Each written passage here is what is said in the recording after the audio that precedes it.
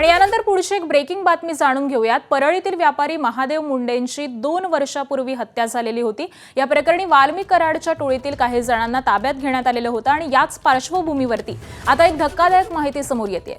महादेव मुंडेंच्या पत्नी ज्ञानेश्वरी मुंडेंनी बीडच्या पोलीस अधीक्षकांना एक अर्ज दिलाय। वाल्मिक कराडची मुलं सुशील कराड आणि गणेश कराड यांच्यापासून आमच्या जीवाला धोका असून सुरक्षा देण्यात यावी अशी मागणी या अर्जामधून करण्यात आलेली आहे। त्याबरोबरच प्रकरणामध्ये काही संशयित ताब्यात असताना आरोपींच्या टोळीतील काही लोकांनी कुटुंबियांना दमदाटी केल्याचा आरोप ज्ञानेश्वरी मुंडेंनी केलेला आहे। एक काय पत्र होतं आणि अचानक पत्र याचं कारण काय?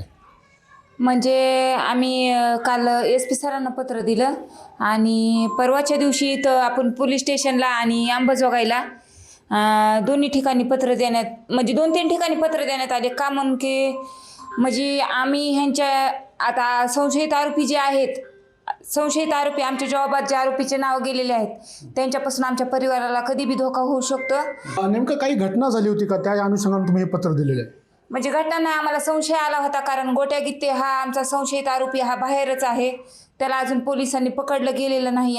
माझे मुलं ट्युशन येते वेळेस माझ्या मुलांना अडवण्यात आलं आणि वाचाळ शिवीगाळ करून माझ्या मुलांना म्हणजे ते तिथून निष्ठून येत असताना त्यानं पाठीमागून कंगन फेकून हाणलं। म्हणजे गुंडा टाईपचं पोरगं होतं असं सांगण्यात आलं, म्हणून आम्ही तात्काळ पोलीस स्टेशनला जाऊन त्याच्यावर गुन्हा दाखल केला।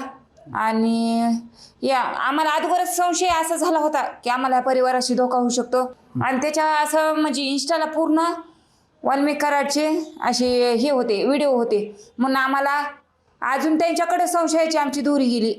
का तर माझ्या आता नवऱ्याचेच अजून आरोपी अटक केलेले नाहीत आणि अजून माझ्या मुलांना अडवण्यात येत आहे, म्हणून आम्ही हे पत्र दिलेलं आहे। आज ताईशी सुप्रिया ताईशी बी बोलणं झालं, ताई बी बोलल्या आहेत की मग मुख्यमंत्री साहेबांना या दरम्यान पत्र देईल आणि या केसचा जे छडा म्हणजे माझा भाऊ जे बघत आहे त्याला SP सरांनी ते तात्काळ पोलीस संरक्षण दिलं पाहिजे। आता याच्यावर नेमकं पोलीस प्रशासन काय कार्यवाही करतंय हे पाहणं महत्त्वाचं असणार आहे। स्वानंद पाटील, ABP माझा, बीड।